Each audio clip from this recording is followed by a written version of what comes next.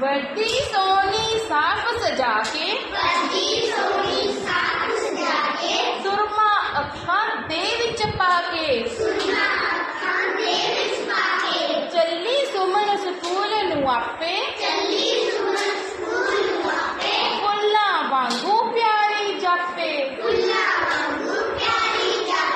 ਫੂਟ ਜਰਾਬਾਂ ਹੱਸੀ ਜਾਵਨ ਪੁੱਤਾਂ ਬੁੱਲਾਂ ਵਿੱਚ ਮੁਸਕਾਵਨ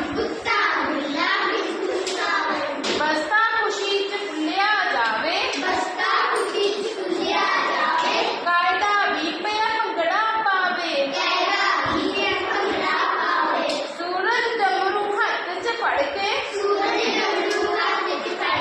ਦੱਸੀ ਕੱਲ ਪੂਰਬ ਤੋਂ ਚੜ ਕੇ